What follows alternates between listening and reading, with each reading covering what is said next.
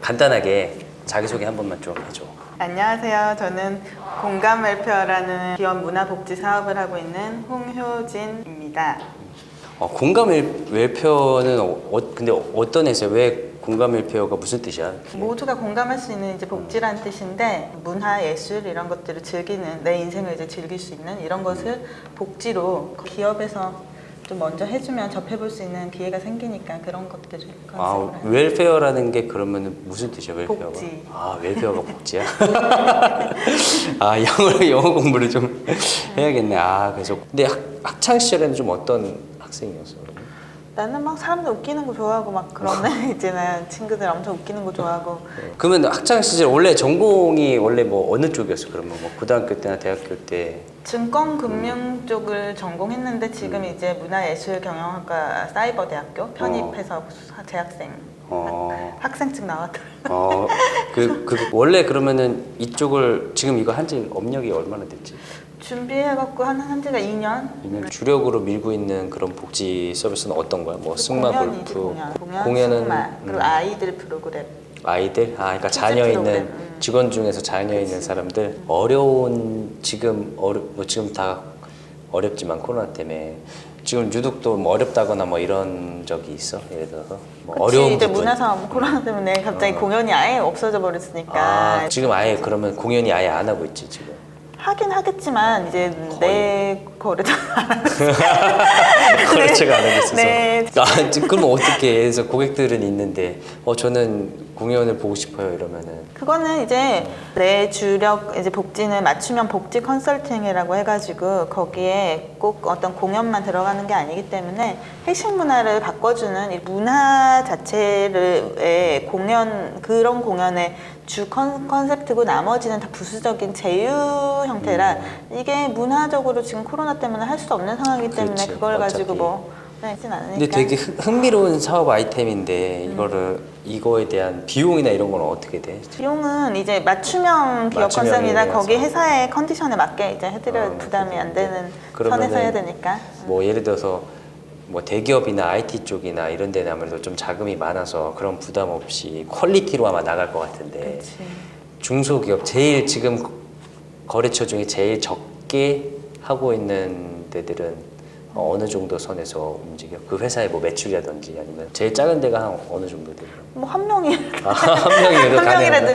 근데 한 명 인원수가 뭐 한 명이라고 해서 복지 혜택을 못 누리고 이런 건 내 회사 컨셉에 맞지가 않기 때문에 중소기업이 중심이긴 하니까 1인이라도 상관은 없어. 그럼 요새는 이제 아무튼 공연 쪽은 좀 어렵고 그래서 주로 어떤 거를 해?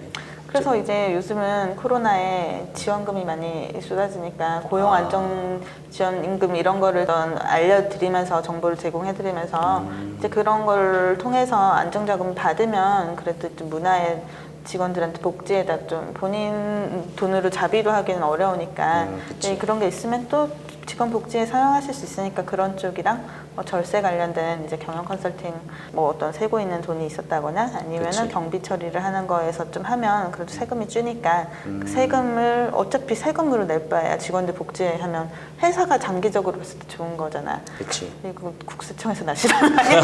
조사 나오는 거 아니야? 절세니까. 그럼 그 전에는 법무법인에서 한 15년 정도 근무를 했었어요. 거기서는 그 무슨 일을 했어? 그럼? 공증. 공증? 공증 알아? 공증? 공증 서주고 뭐 이런 거? 오, 그거 채무자들만 채무자 돈 빌려 돈거래를 한 사람들이 좀 많이 아는데. 아무튼 뭐 그쪽으로 해가지고 15년 동안 돈도 많이 벌었고 이렇게 했는데 왜 그쪽에서 뭐 매너리즘에 좀 빠져서 그런 거야? 아니면?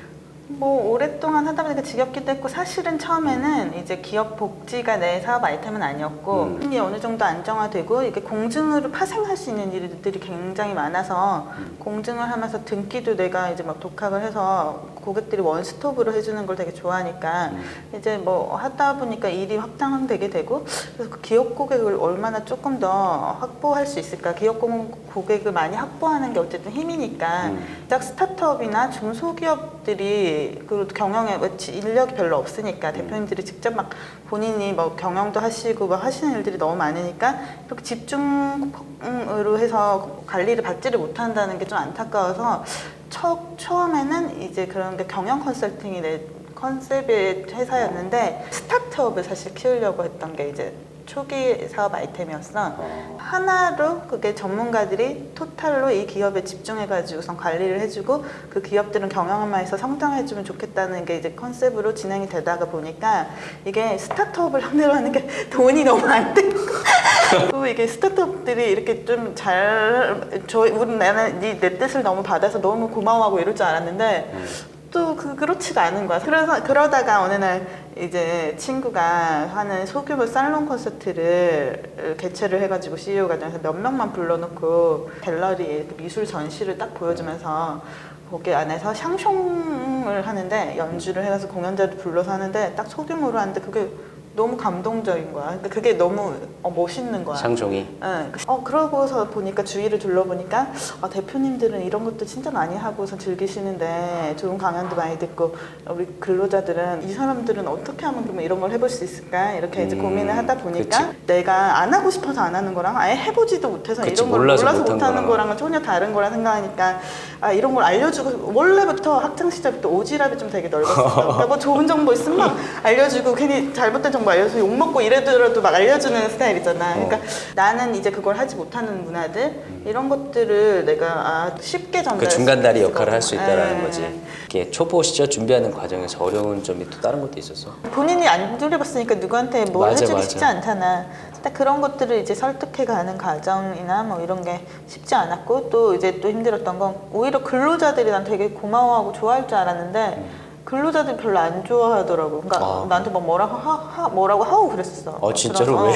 기존 복지 회사가 거기가 좀 망하게 되면서 거기 있던 기업들이 되게 피해를 많이 본 거야. 그래서 이제 거기 뭐 얘기를 하다 보니까 이제 그 사람들이 근로자들에 대한 생각을 듣다 보니까 그분들은 간식이나 이런 과자 간식이나 이런 빵 간식 이런 걸 되게 중요시 생각하더라고. 나더러 이제 직원들이 그런 걸 할 시간이 어디냐 막 이러면서 나한테 오히려 하니까 좀 내가 이걸 뭘 위해서 이걸 하고 있지? 이런 생각. 나는 이 사람들을 위해서 자괴감이죠. 한다고 생각하는데 이 사람들은 막상 근데 뭐 좋아하는 게 다 다를 수 있는데 내가 너무 내 기준에서 내가 좋은 걸 남한테 복지라고 생각할 수도 있겠다 하는 그런 것들이 조금 왜 그런 거 있잖아. 막 문화를 즐기는 것보다 진짜 이 당장 막 급하고 예를 들어서 아니면 뭐 미세먼지가 많은데 그냥 차라리 뭐 공기청정기라도 하나 놔주세요. 뭐 약간 이런 게 급하다고 생각할 수 있으니까 그래서 내가 봤을 때는 방향성이 이렇게 찾아가는 공연 서비스 이런 거를 난 공장에서 막 이렇게 해주려고 하고 그랬었는데 다들 이제 생각하는 게 다르니까 그래서 원래 상장회사에서 나한테 투자도 해준다고 했었어 사실은. 진짜. 근데 내가 안 받았긴 했는데 왜 안 받았어? 그게 너무 후회되긴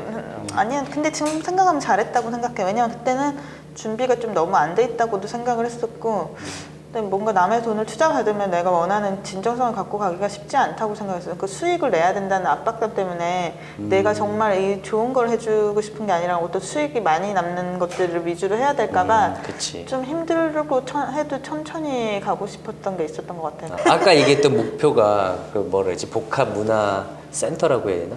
최종 목표는 복합 문화 공간에서 나중에는 이제 학교 하나 설립하는 거. 그러니까 예술 쪽에 인재들이 있는데 원래 이게 예술 이런 쪽에 좀 돈 있는 집안 자식들이 많이 할 수 있지. 아이들이 좀 저소득층이나 그치. 이런 사람이 하기는 쉽지 않은데 그런데 그런 애들도 재능이 있을 수 있잖아. 그런 것들을 위한 어떤 학교라든지 문화 예술을 위한 인재 양성을 위한 학교 그리고 인성을 교육해주는 이런 학교 이런 것들을 이제 복합 문화 공간 한 다음에 이제 최종으로는 학교 같은 거 하나 설립하고 싶어 이런 쪽으로. 그러면 이쪽 업계에 이런 문화 플랫폼이라든지 아무튼 뭐 복지 관련돼서 좀 새롭게 좀 변화를 일으키고 싶다 뭐 이런 또 새로운 사람들이 또 있을 수 있잖아. 그런 사람들한테 뭐 조언을 하자면 뭐 어떤 게 있을까? 힘들어요. 경쟁 업체가 생긴다는 것도 되게 좋은 건 게 다들 또 더 많은 문화를 접할 수 있는 기회가 생기는 거고 이제 내가 하고 싶은 게 뭐 수익도 많이 벌면 좋겠지만 사람들이 이런 문화를 접해보고 싶어 하는 마음이니까 이런 경쟁 업체가 또 많이 생겨서 그 사람들을 많은 기회가 제공된다면 그것도 좋은 일인 것 같아서 이상으로 공감 LP예요. 공감 LP에 대해서 좀 알아봤고요. 이상으로 마치도록 하겠습니다. 수고하셨습니다. 너무 고생 많으셨습니다. 아유,